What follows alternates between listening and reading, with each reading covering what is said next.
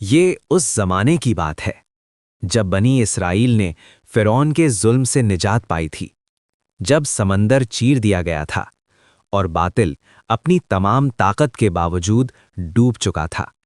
لیکن تاریخ گواہ ہے کہ فرعون کے غرق ہونے کے بعد بھی فتنہ ختم نہیں ہوا تھا، بس اس نے اپنا روپ بدل لیا تھا۔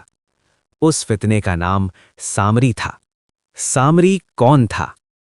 سامری بظاہر ایک خاموش، عبادت گزار انسان دکھائی دیتا تھا۔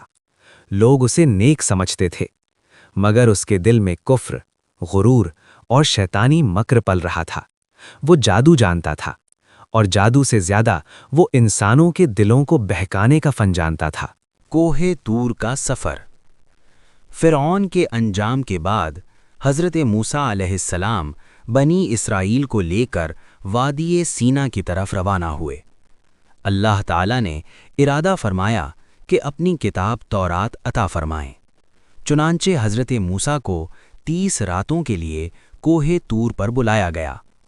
روانگی سے پہلے حضرت موسیٰ نے اپنے بھائی حضرت ہارون علیہ السلام کو قوم کا نگہبان مقرر فرمایا۔ امانت کے زیورات اور سامری کی چال۔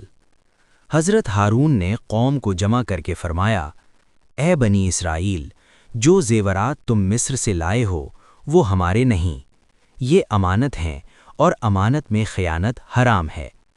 چنانچہ ایک گڑھا کھدوایا گیا اور سب نے اپنے زیورات اس میں ڈال دیے۔ یہ سارا منظر ایک شخص خاموشی سے دیکھ رہا تھا، وہی سامری۔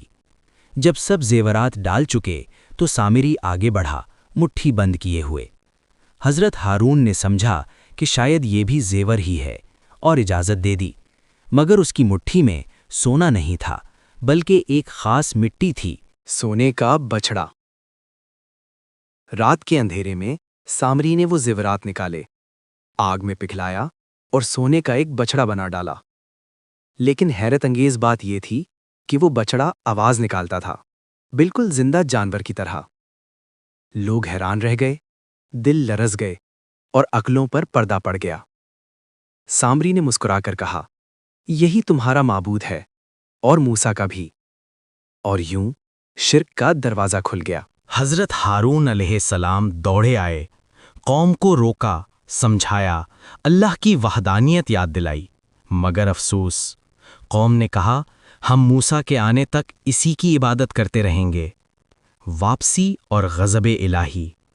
کوہ طور پر اللہ تعالیٰ نے حضرت موسیٰ کو خبر دی، اے موسیٰ، تمہاری قوم کو آزمایا گیا ہے اور سامری نے انہیں گمراہ کر دیا ہے۔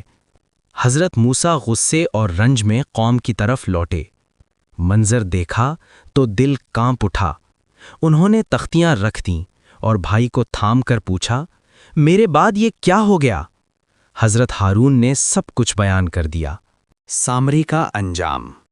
حضرت موسیٰ علیہ السلام نے سامری سے فرمایا، تو نے وہ دیکھا جو کسی اور نے نہ دیکھا، مگر تو نے شکر نہیں کیا بلکہ فتنہ پھیلایا۔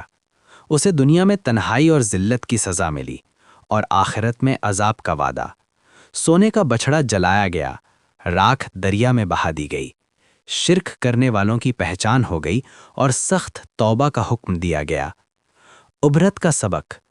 یہ واقعہ ہمیں سکھاتا ہے کہ معجزہ ایمان نہیں ہوتا، آواز اور کرشمہ حق کی دلیل نہیں، اصل پہچان اطاعت الہی ہے، اور یہ بھی کہ جو شخص اللہ کی نعمت پا کر بھی غرور کرے وہ سامری بن جاتا ہے۔